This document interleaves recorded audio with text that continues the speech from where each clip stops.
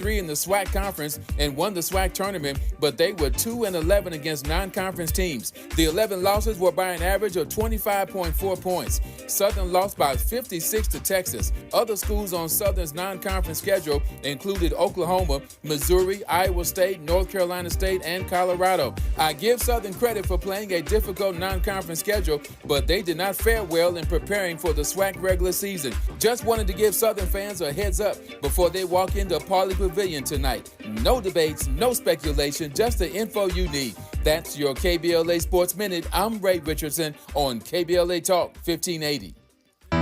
Hey, this is Zoe Williams, the voice of reason, and for over 20 years, Parkside Economic Development Corporation has served Leimert Park and surrounding communities, empowering tomorrow's leaders and changing lives. Parkside EDC has awarded over $400,000 in college scholarships while sharing economic principles of the Big Five of money with students and their families. Parkside EDC partners with organizations like the Brotherhood Crusade to assure our youth have the financial acumen to succeed. Parkside EDC provides families and businesses with financial insights, offering free online, on-site, and on-air B-Warp presentations. The Black Wealth Attainment and Retention Programs helps our community acquire, sustain, and pass down legacy wealth. High school seniors can apply for this year's scholarship awards at parksideedc.org. Scholarships will be awarded at Parkside EDC's Gospel/Jazz Brunch on Sunday, April the 27th. For details, tickets, or donations, please visit parksideedc.org. This is a community call to action from KBLA Talk 1580.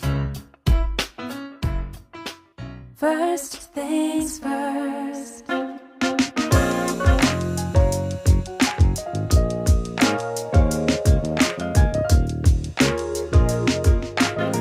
Things first, it's the DU General, Money B. I'ma put you up on the schedule. 6 to 9, 8 weekdays, not to unsettle you. Let's go. We got a lot to talk about, so much to pedal through. Unapologetically progressive. Tune to KBLA 1580 to get the mess. We're your ancestors' favorite radio station. First black on talk radio, left side of the nation. Me and Dominique DiPrima go way back. Tag Smiley making sure the station stays black. Discussing all the issues in our community.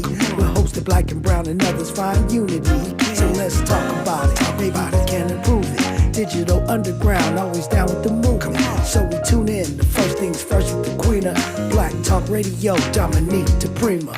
Go sis. First things first.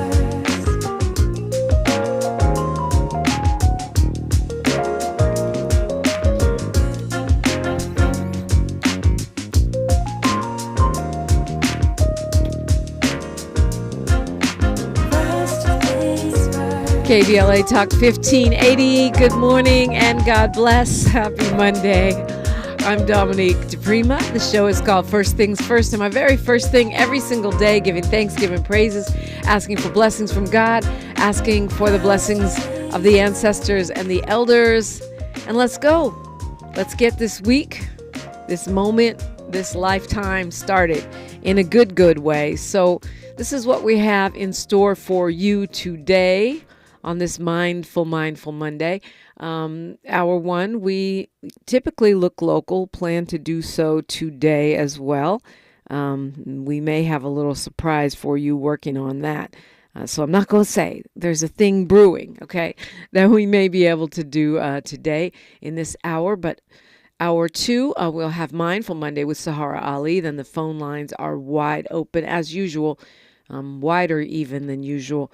And I'm going to continue a weekend kitchen table argument that I had with a friend, and you'll join in. The U.S. is, some say, descending into fascism, and by some, I mean me, but others too. Authoritarianism. Is there an alternative? Where in the world would you go?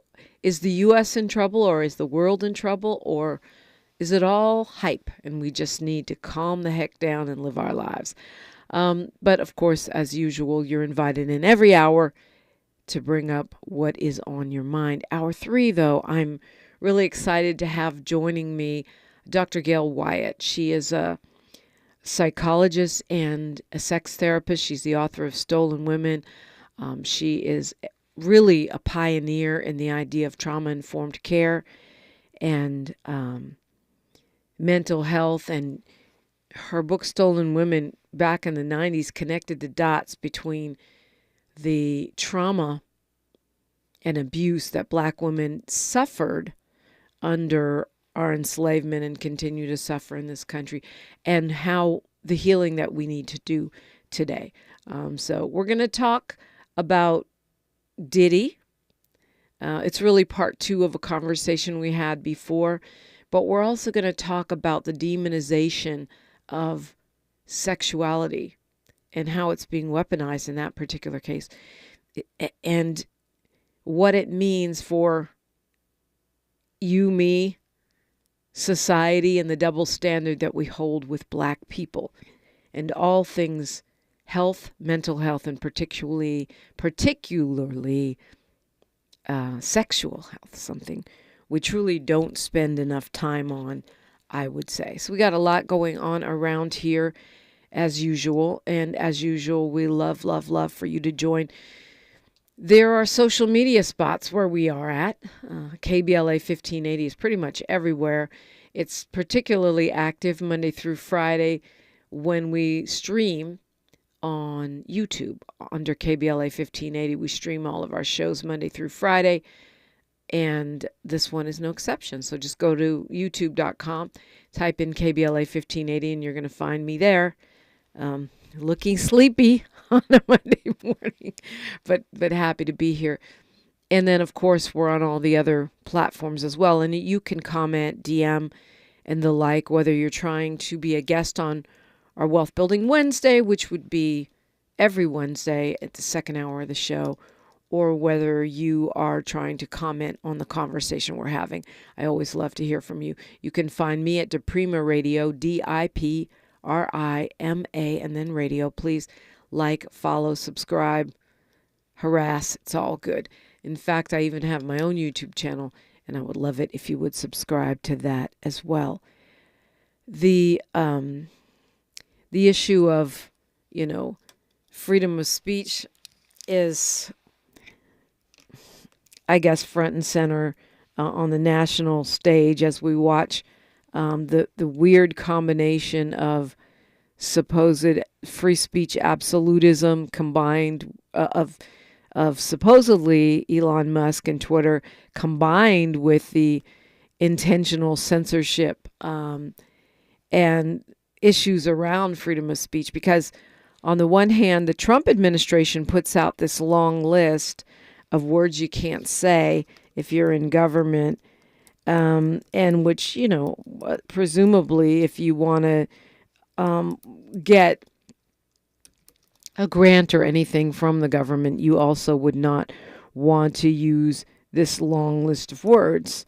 They have a list of banned words, and somehow that fits in with free speech absolutism. But at the same time, they want to, claim, oh, we're not doing fact checking anymore. Let's let the disinformation spreaders say whatever they want and run rampant. And we don't want to fact check the president in real time during an interview. But on the other hand, we have a list of words you can't say. Well, apparently it's a conundrum on the left and the right to a degree, as the LA City Council is looking at how do we get the dialogue or public comment to be more calm, right? I don't know if you've ever been to an LA City Council meeting. It is, there are some folks that get up there and like to cuss and talk smack. That's what they do. Some of them do it routinely. And so City Council President Marquise Harris Dawson, along with 6 other council members, want to ban 2 words from the LA City Council. The N word and the C word, which rhymes with punt. And and they want to make it to where you'll be warned, and then if you say it again, you'll get kicked out, and then eventually you could be banned from attending future meetings. And there's a couple folks that go in there, and typically they are conservative, who go in there and like to yell N-words at the mayor and the council members and say disgusting things. One of them does, apparently, maybe a couple of them do it also at the Board of Supervisors meetings. And it does kind of suck, but it's a slippery slope. Then how do you, where do you draw the line? Free speech experts are saying this is probably not going to get by the courts. The council president, Harris Dawson, says he's vetted it with free speech experts and he thinks it will, because it's very narrow. It's just 2 words, and possibly they could add other words, but it's, I don't know, it seems unlikely that this is going to get by the courts.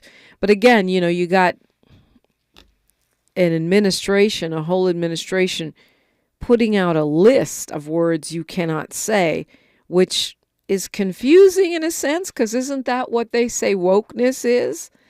Well, they're doing the same thing, but not the same thing, because they're banning these words in government. It's not that you can't say them in your writings or your private life, although we could get there, I suppose.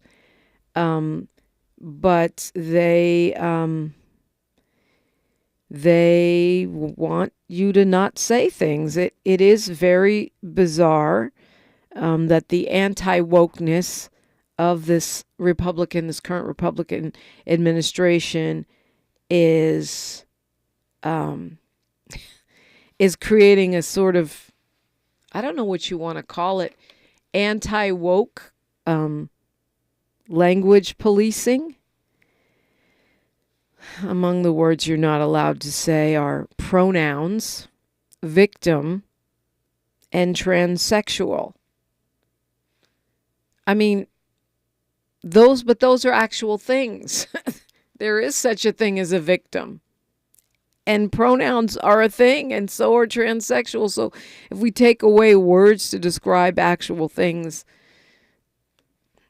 it's confusing. At the same time, I do understand the city council not wanting to be called the N-word all day. I get that. And this impulse on the part of the council president to say, well, our meetings are too raggedy. They're too ratchet. We need to reel this in some kind of way that makes our council meetings and the image of our city more welcoming. I think welcoming might be one of the words you're not allowed to say on the Trump list. The Trump list is long. The Harris-Dawson list has 2 words, the N-word and the C word, but they say more could be added later. And I'm sure that activists of every stripe are concerned about this. They've already, Harris-Dawson has already removed public comment by phone, which came to prominence during COVID. But it seems like you want to give the public more chances to speak, not less. Moving the city council meetings to the evening has been proposed for years, since I can remember, to make it so people can come after work. Love to hear your thoughts on this or whatever else is on your mind. There must be another solution besides banning words. It's always the context and not the word itself that's problematic, right? I believe there are no bad words. There are bad contexts, bad intentions.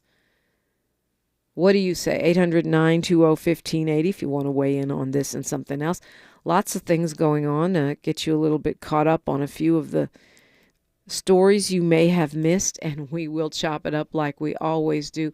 Rest in peace to the great George Foreman, who made his transition at the age of 76. We want to pay tribute to the champ, the grill master himself, George Foreman, one of the heavyweight icons of our of our age, really, of any age.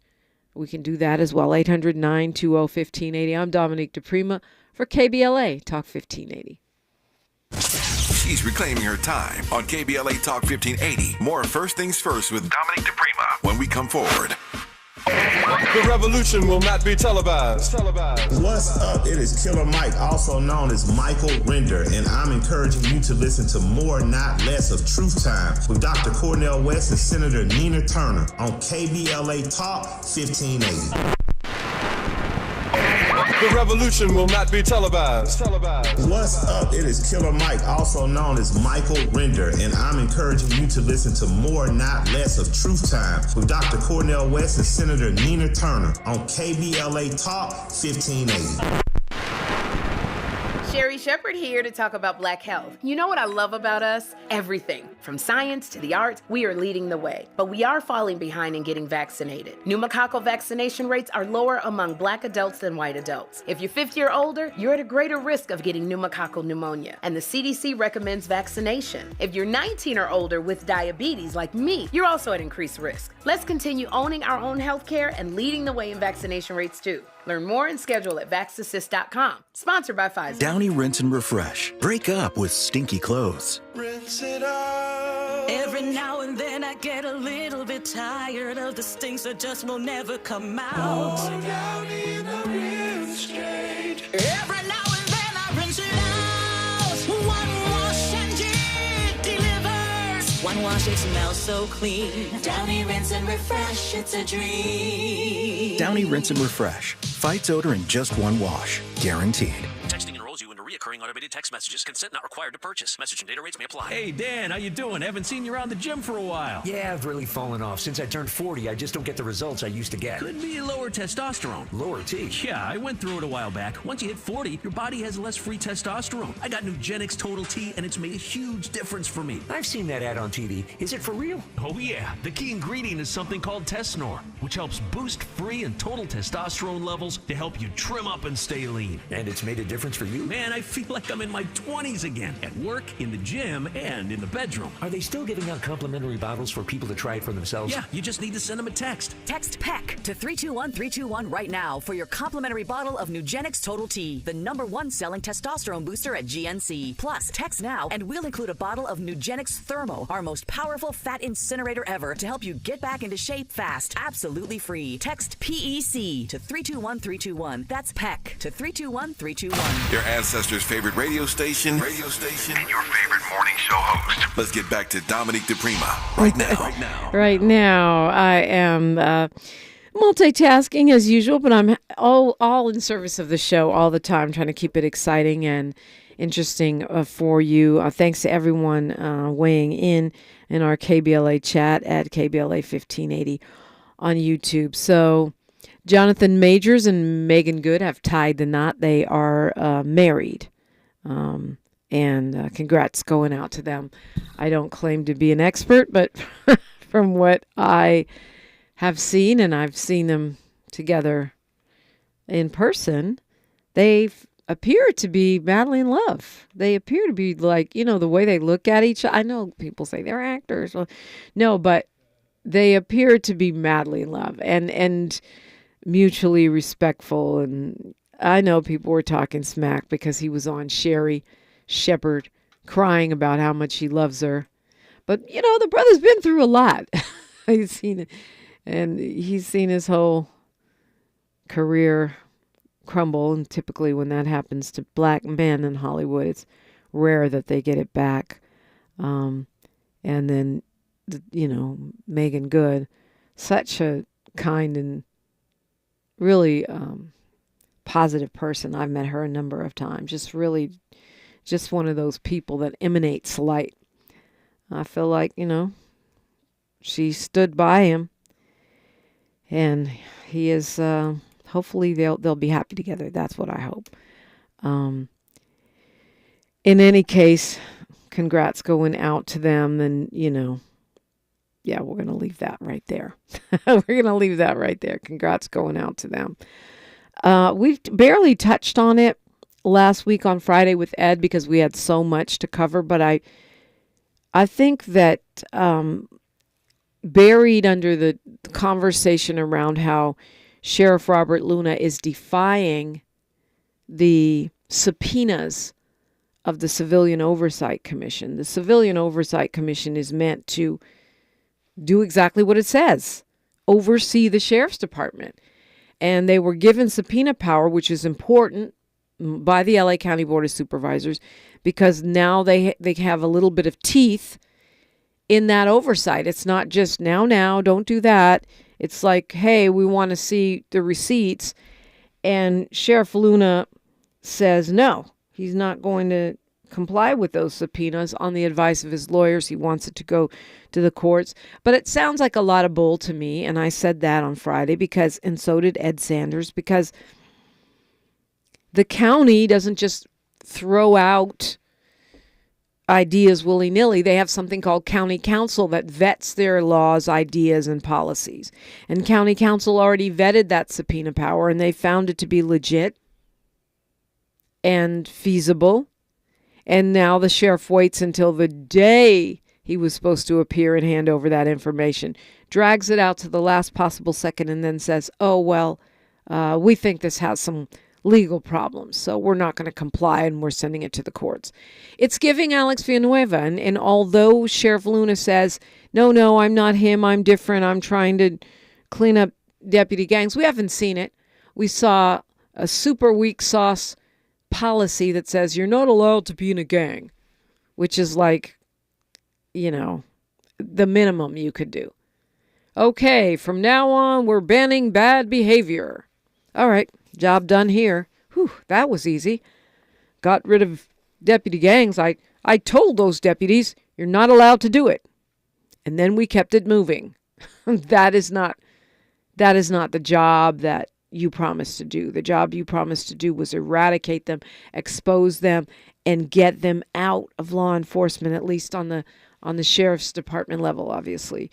Luna doesn't control the LAPD or wherever else deputy gangs or law enforcement cliques, gangs, and illegal formations exist. So in the middle of that conversation, I may have skimmed over the fact that there is, according to a whistleblower who appeared before the LA Sheriff Civilian Oversight Commission, there's a new gang. Well, okay, Spectrum News calls it a secret tattooed group of deputies in Palmdale. We call that a gang, a clique, an illegal formation. Luna says he's making progress, but what does that really mean? What does it really mean? It means that he's giving lip service to it. He's not denying the existence of sheriff's gangs. He's giving lip service to it. This is called the New School, according to reporter Cerise Castle, who has done amazing work, and I would say at risk of her own life and peace of mind, in exposing these gangs within our law enforcement. The gang is called New School. And why all these deputy gangs have skeletons and stuff, I don't know.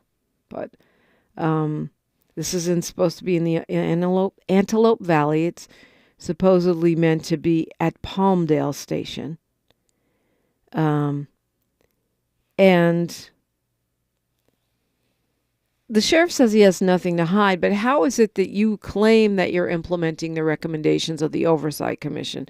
According to Ms. Castle, so far, she's reporting, actually not according to her, but according to Hans Johnson, who testified in front of the Oversight Commission. They've implemented some 19 out of 26 recommendations from the Oversight Commission to eliminate deputy gangs, but complying with the subpoenas, it would seem to me, has got to be one of the most important. You got to show us what you have, what you've seen. So I just wanted to highlight that because I feel like we skipped right over it. And I told you I was going to get you up to date on a few of the things going on around this joint, around this left coast LA joint. People are protesting. People are rallying. I know it's not leading the news on CNN and Fox and MSNBC, but people are protesting across the country. And here in LA over the weekend, there was a sizable protest in Westwood against Trump and Musk and the policies that they're putting forth. Particularly the cuts in services, the cuts to the Veterans Administration. Congresswoman Waters was there in Westwood along with scores of protesters who say that Musk is not elected, no one voted for him, and that they do not agree with his cuts. This one was put together by the Democracy Action Network, which is a group that came together last year to push back on this Project 2025 agenda. And that particular rally, that protest is indicative of what's happening across the country. Now, people are talking about the attacks on Tesla cars. The Tesla cars being spray painted, set on fire. I've seen some funny kinds of protests happening at the dealerships where they're, putting magnets and different accessories on the car in a form of parody, which I think is pretty appropriate. Like the air freshener that gets rid of the stench of fascism from the cars. But attacking cars, is that going too far? Is it doing a tiny version of what the January 6th protesters did, or coup attempters did, which is going in on someone else's life, liberty, and property for your political point? Norma Barrett says in the chat that April 5th, there's a gigantic women's march. That's the 50501 movement, 5051 movement, and everyone's invited. Yeah, well, I don't think that attacking Teslas is going to fix any of our problems. I mean, I'm not going to lie. The idea that Tesla stock is tanking and the dumb antics of Elon Musk, the dumb and or fascist antics, are tanking his own company, where you're seeing entire countries like Sweden divesting from Tesla stock, and the Commerce Secretary and the President as hucksters out there trying to get you to buy Teslas and Tesla stock. But attacking the cars, I mean, do you really need to? They're falling apart and exploding on their own. Do you really need to attack them? I'd love to hear your thoughts on this and all the other things I'm bringing up, and there are many still to come. We've got news, traffic, and sports and more. You're invited in always. KBLA Talk 1580. More of First Things First with Dominique DiPrima when we come forward. I'm Bree Wood with 4 Things You Should Know with BIN News. U.S. Attorney General Pam Bondi says the Supreme Court will address the Trump administration's deportation flights. Bondi accused a federal judge of overstepping his authority and vowed to continue fighting the judge's order blocking deportations. Courtney Merritt's, the husband of Black former Congresswoman Cori Bush, is charged with wire fraud for allegedly defrauding federal pandemic relief programs. He plans to plead not guilty.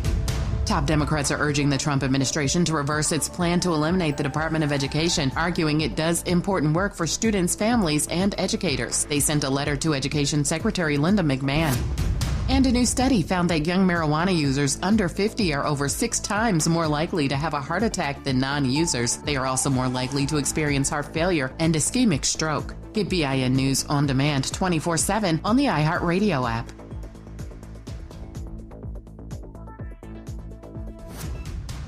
The The Crohn's and Colitis Foundation has been at the forefront of inflammatory bowel disease research and care for over 50 years. Learn more about research, education, and support at Crohn'sColitisFoundation.org.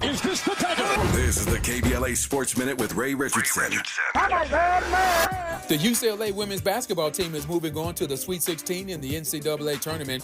UCLA, the number 1 overall seed in the tournament, beat Richmond Sunday night 84-67. 30 points and 14 rebounds for Bruins center Lauren Betts. The Bruins will play Mississippi, the number 5 seed, Friday night in Spokane, Washington. Juju Watkins and USC, the number 1 seed in Regional 4, are back in action tonight. USC plays Mississippi at 7 p.m. at the Galen Center. You can catch the game live on ESPN. The Clippers' 5-game winning streak ended Sunday night at the Intuit Dome in Inglewood. They lost to Oklahoma City 103-101. Kawhi Leonard missed a jumper at the buzzer that would have sent the game into overtime. Clippers coach Ty Lue is back on the job. He had missed the last 6 games with back spasms. The Lakers start a 4-game road trip tonight in Orlando. The Lakers are 3-6 since March 6th.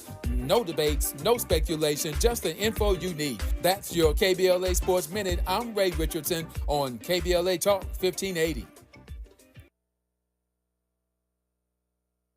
At Exquisite Family Mortuary, we know how overwhelming it can be planning a meaningful farewell for your loved one. Secure your peace of mind by calling Charlotte White at 323-577-5562. That's Charlotte White at 323-577-5562. From traditional funeral services to memorials to direct cremation, pre-needs, and more. Call Charlotte White at Exquisite Family Mortuary for Southern hospitality in Southern California. That's Charlotte White at 323-577-5562.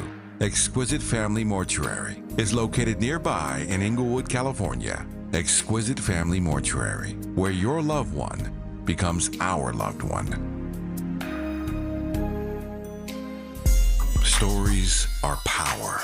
The Black Land Lost Narrative Archive Project is an effort to collect, preserve, and amplify stories of Black land loss. It will form an invaluable resource for scholars, authors, historians, educators, storytellers, policymakers, and change agents who wrestle with issues of restitution, reparations, racial inequality in home ownership, and the racial wealth gap. Through documenting stories of Black land loss, the archive will help demonstrate the magnitude of what Black families have lost and will continue the national dialogue to encourage paths to restitution, rebuilding, and healing. Support the Black Land Lost Narrative Archive Project by visiting www.blacklandlost.org or by donating at www.blacklandlost.org/donate. Spread the word to inspire awareness, activism, leadership, and change. And join us in making a lasting impact. This is a community call to action from KBLA Talk 1580. We've got your black.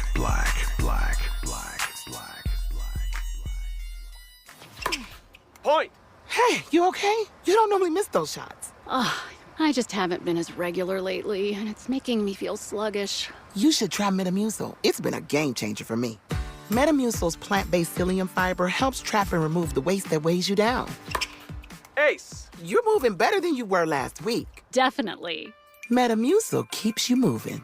These statements have not been evaluated by the Food and Drug Administration. This product is not intended to diagnose, treat, cure, or prevent any disease. Learn more at Metamucil.com. I occasionally have nerve discomfort in my hands, so the things I love to do... Let's play something, Grandma. ...became difficult as I got older. If you have occasional stabbing and burning in your hands and feet, try Nervive Nerve Relief. Nervive's clinically studied dose of alpha-lipoic acid reduces occasional nerve discomfort in as little as 7 days with continued daily use. Say yes to healthy nerves with Nervive Nerve Relief. These statements have not been evaluated by the Food and Drug Administration. This product is not intended to diagnose, treat, cure, or prevent any disease. Thanks for waking up with Dominique DiPrima on KBLA Talk 1580. Okay. So I feel like we should pay tribute to George Foreman. I was trying to do that today. And so if you have any stories, memories, thoughts, or ideas, I'm a big boxing fan, but I admit I've fallen off of all sports this cycle, past few years. just trying to keep up with all my jobs and mama responsibilities.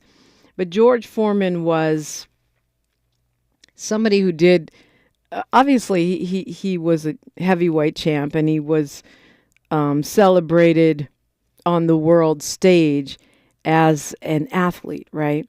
Which you got to think back to that time when boxing was like the thing. I mean, first of all, we didn't have a million streaming channels. You didn't have, UFC and all these other kinds of fighting styles that people were tuned into and really loving. So the heavyweight was the thing. I mean, the heavyweight championships were the things, and George Foreman fought in some of the biggest ones ever. So, I mean, he'll be remembered for, fighting Ali. He'll be remembered for making a comeback, really, at the age, I think he was 42 or something when he went back into the ring. And back then, I mean, we didn't even have the science we have now about physiology and athletics. So what he did back then was a big deal, coming back at 40, he might have been 42, 43, something like that. And then he takes the heavyweight championship again, unheard of at the time. Of course, the rumble in the jungle, right? I mean, this is a man who is iconic in many ways. But he also did something that's really rare, I want to say, particularly for boxers. Boxers get such a bad deal in some ways in our country. And I know that sounds crazy because you're thinking of the big stars that make millions. You're thinking of the Mayweathers and the Sugar Rays or whatever. But most boxers don't make that much money.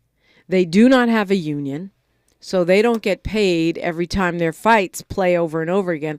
I've long said boxers should be in SAG-AFTRA because we're watching your fights over and over again like movies. You should be getting a residual. I get a teeny tiny residual every time they play my episode of The X-Files, right? That's something that I get. It's just a few bucks, but imagine if you're a boxer whose fights are showing over and over and over again. Those residuals would add up. Anyway, they don't have a union, so they don't have health care benefits. They get battered and beaten, and so they have brain damage and other things in many cases. And so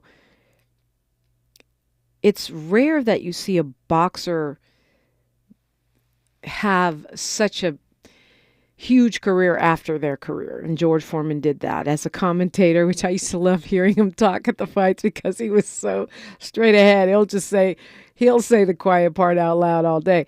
But also as a grill master, right? The George Foreman grill and all the copycats changed cooking. And we really did. Like, everybody wanted to have a George Foreman grill. And there's people that don't even know he's a boxer that knew him as the grill guy. And that invention was wildly successful and gave him, I guess, a second or third act in life. The lean, mean, fat-reducing grilling machine. The New York Times called it the kitchen appliance America didn't know it needed. But we did. And all of this stuff, Mr. Foreman would go viral before going viral was a thing because he had such a wild personality and a popular grill. We get somebody in here this week who can give us some more insights on this person who had such a big impact on America. You want to say something, Miles? I just want to say, too, what I didn't see a lot of people really reporting on. His net worth at the time he passed is like $330 million. Oh, wow. I didn't know that. Yeah, so that's serious business. think we need to really do some studying on, George Floyd. I mean, I'm sorry, my apologies. George Foreman, business acquisitions on what, because he was struggling after his career, shortly after, when he first retired. Like most boxers, which Right. was my point. I mean, boxers are living in their cars, sleeping on people's couches, homeless, people that boxed at a high level, which I think is shameful. But I didn't realize he was at 300 million. Right. So, That's insane. I'm pretty sure, and I hope the the estate is taken care of and legally backed in the proper ways. But yeah, I don't see enough people talking about the George Foreman. That's a great point, Miles. To me, he always made me smile. I think he has a bunch of kids named George, because he just named them George.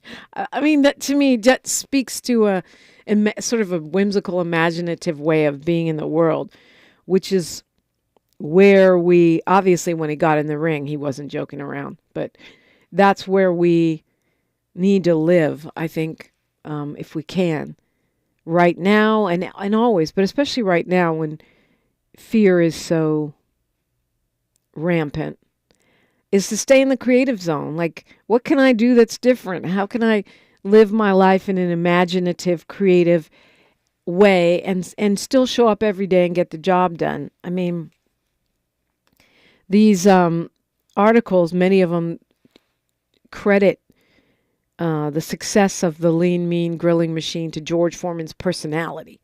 The fact that he was fun to watch and funny, and with him pitching the grill and being a former champ, that it worked. His charisma, his persona, it just worked. Apparently working to the tune of 300 million. Wow, that's amazing. I have one of those things somewhere.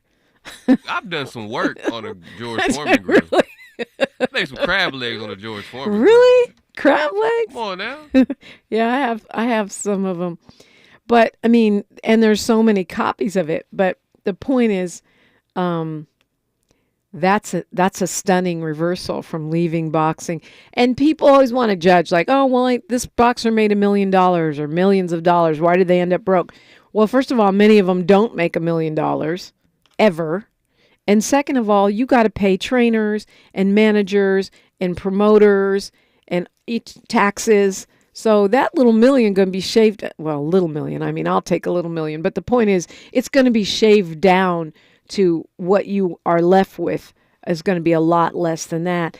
And the kinds of expenses that one has to have to maintain the physique, the lifestyle, and even the nutrition to perform at that level is expensive. I mean, but look, George Foreman had 81 fights at a heavyweight level. That's not like, how do you sustain that mentally, getting punched at that you know what I mean, at that level. And he won like 70 of them or something, right? 76-5, 68 by knockout. 68 by knockout. That's the number I was reaching. That's no joke. And especially when you consider that full number includes his comeback when he was like 42 or 43. Right, 46. 46? Lord, no way. Heavyweight champ history, yep. Yeah, that's when he became champ. I think he came back at like 42 or 40. I don't know. But it was, at the time, it was unheard of. So, yeah. Rest in peace, George Foreman. Wow. $80 million. So all the Georges are going to come up. And I think he'll be remembered no matter what. As a fighter, as a business person, as a Black American icon, I think he'll be remembered for, his charisma, his attitude. And that says a lot when you have that many accomplishments. What, Miles? You got something else? Just putting like the time dates, in perspective. The 68 Summer Olympics, he won gold. That's the same year Dr. King was assassinated. Just putting the timeline of what somebody like a George Foreman has seen, as an athlete, as a Black man, through, from segregation times to Trump now, Yeah, and you think about the those great iconic heavyweights of that period. I think he's the last one. I think he's the last one left that was, with us. I could be wrong. I know they're going to let me know in the chat if I am. 800-920-1580. 800-920-1580 is the number if you want to weigh in. But rest in peace, George Foreman, and condolences going out to his family. Thanks for sharing him with us. I'm Dominique DiPrima, and you're listening to KBLA Talk 1580. KBLA Talk 1580 is an intervention. When we come forward, includes you. KBLA Talk 1580, turning pain into power. We asked seniors how to prevent Medicare scams. My best advice, if you get a phone call, do not talk to the person. These people are well trained. Don't talk to them. They don't know me. They're just trying to scam me. Don't be fooled. Hang up. Just hang up. Never give out your Medicare number. They're going to get your number to put in a false claim. If I get a call from someone, I don't pick up the phone, and should I pick up the phone and they ask for information, then I hang up. How do you detect Medicare fraud? Just like I check my credit card statements, I check my Medicare statements monthly. Scammers can get a hold of your number, order medical devices through your account, and you're not even going to know about it if you don't look at your statement. Check your statement every month. If you get your statement and you see something that you know you did not have done, you report it. Call your senior Medicare Patrol. To report Medicare fraud, call the Senior Medicare Patrol at 855-613-7080. KBLA Talk 1580. We've got a lot to talk about. KBLA Talk 1580, connecting you with services and solutions. If you need help getting your resume in order, finding job training, or landing a job, we've got 3 great options for you. First, the City of Los Angeles has worksource centers across the area offering free job support. The California Workforce Development Board can help you with everything from GED prep to vocational training at no cost to you. On the federal level, the Department of Labor's American Job Centers offer a full range of services for job seekers and businesses alike. Visit careeronestop.org, or for more info, just call California's Help Center or visit cwdb.ca.gov or call 916-657-1440. For the City of Los Angeles programs, go to ewdd.lacity.gov or call 213-744-7300. All these services are free to help you get your next job. This is a community call to action from KBLA Talk 1580. My mom has decided to learn to paint, and she's good. My dad's now into creative cuisine, and I've already put on 6 pounds. Learning new things comes with age. My mom, she started forgetting my name and what we're talking about. Forgetting well-known things doesn't. Memory loss may be a sign of Alzheimer's disease. Early detection gives you and your loved one time to plan for the future. Learn the warning signs of Alzheimer's at 10signs.org. Brought to you by the Alzheimer's Association and the Ad Council. I can't believe how spotless my floors look after using the Swiffer Power Mop. No more dragging around a heavy mop and messy bucket. Now I get the same deep clean without all the work. Thanks to the powerful solution and scrubbing pad of the Swiffer Power Mop, dirt and grime don't stand a chance, and I don't break a sweat. Mic drop. Mop drop. Swiffer Power Mop. Swiffer Power Mop. A smarter way to mop. Try it or your money back. Broadcasting live from Leimert Park, USA. Welcome back to your home for unapologetically progressive radio. KBLA Talk 1580. It's interesting, Miles, you were talking about George Foreman in putting him in the context of Dr. Martin Luther King and the age that he came up in. And another episode that I didn't really track. I mean, I guess I didn't really think about it. But George Foreman had that image, and they are speaking on the 1968 Olympics when he was a teenage boxer, and he showed up with a little American flag that he waved. And there was a huge backlash in the black community with people rejecting him for being a sellout. Because, of course, that's the same year that Tommy Smith and John Carlos did the Black Power salute at the Mexico City games. In fact, apparently it wasn't. Those 2 instances were pretty close together. The protest in Mexico City, then a few days later, here comes George Foreman waving an American flag, and black people thought of it as a betrayal of the protest. And from what I'm reading, George Foreman was sort of like just clueless about it. He was clueless about the politics of that and just happy to be representing his country and waving the flag. But as a result of that, he was demonized by a lot of activists. And of course, that plays into the whole Rumble in the Jungle thing where they're going, Ali Bomaye, which means Ali kill him. Yep. And he becomes sort of the sellout, I guess, in figure in that narrative, which it seems like it's not a really fair portrayal of him, but in the context of the times, that's how it was. Yeah, and that's how the narrative gets spent a lot of time for our black athletes. And it just goes to show that a lot hasn't changed, if you ask me. So yeah, he's definitely a pioneer. I definitely think we need to study his career more, study his life more, and definitely put the parallels between the times, from that time he was into, how sports is covered now. Yeah, here's his quote. He says, "I didn't know anything about the protest until I got back to the Olympic Village. I didn't wave the flag to make a statement. I waved it because I was happy." He's a child. He's 19, 18, 19. Yeah. But the Black Power movement is a lot of young people. I mean, you think about, people in the Black Panther Party, people protesting, a lot of them are young. Yes, I think it's a cautionary tale to the point that we do stereotype each other. We're quick to call each other coons and other things. And I don't know how much that serves us. I don't know. It's not my favorite thing. Let me put it that way. But I also think, I hope that we're moving to the point now where we understand that patriotism and being down for black liberation are not antithetical. Like I can actually, I can love my country and also protest. I can do both of those things.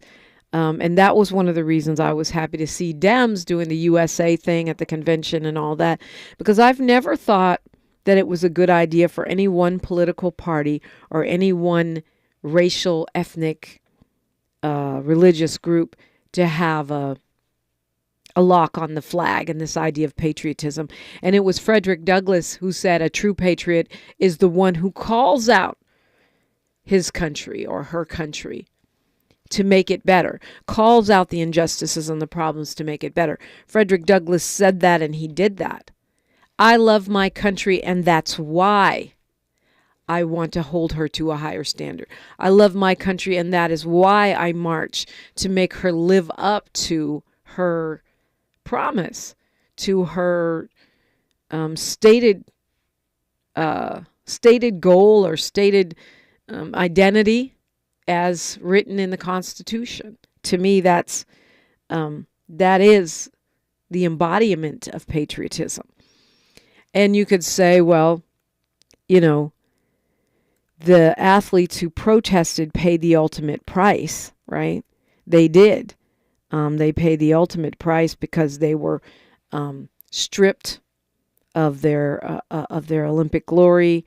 They were stripped of opportunities. Tommy Smith and John Carlos paid a price for their whole lives. They were celebrated within certain communities, but they paid, within conscious communities, but they paid a price their whole life. But it's interesting to look back and see the price that Foreman paid in terms of the way he was perceived by his own people, which has got to be hurtful. I think we,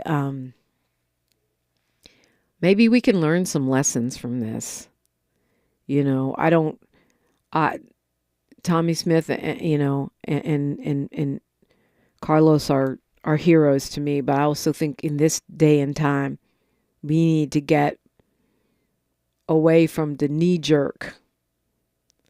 I was even, critical of myself, and this is going to sound crazy, but this is how it is. Like, I'm thinking about Trump, right? I don't agree with mostly anything he does, but And it's not just him, it's the Republican Party. But if you look at, I'll give you an example. I think I talked a gang of smack when I found out about the golden citizenship plan, where if you give $1 million now, you can become a U.S. citizen. But I didn't realize at the time that that's a thing. Like dozens of countries have this, where if, some of them you don't need $1 million, some of them you just need like $250,000 or $500,000. But apparently this is a thing. I just never knew about it, where they used to call it an investment visa. Some of them you get citizenship. Some of them you just get a visa that's renewable as long as you're keeping up your investment, et cetera, et cetera. These are a thing all throughout Europe. There's several in Africa. You can get one in Australia. And I'm not talking about the digital nomad visa. In fact, we'll talk more about that maybe next hour when my friend is on. Because she says there's no good guys. There are no good guys. But anyway, the point is that I'm criticizing Trump for doing something that's commonplace practice in the world. Now, there's lots of critiques that I've hurled at this dude, which are well justified and correct. But I'm pointing this out to say that right now, especially, we need to get in a position where we're not just knee-jerk reacting to anything, particularly when it comes to throwing each other under the bus, because there's enough other people throwing us under the bus. And because there's enough real, legit stuff to worry about, push back on, protest, organize around, or simply watch it burn if that's what you decide you want to do. That we don't need to be freaking out about stuff that is not even that, that is hyped up to be more than what it is. And thinking about Mr. Foreman and thinking about how quick we are to jump on socials and say this person is a coon and that person is a sellout and this person is a idiot.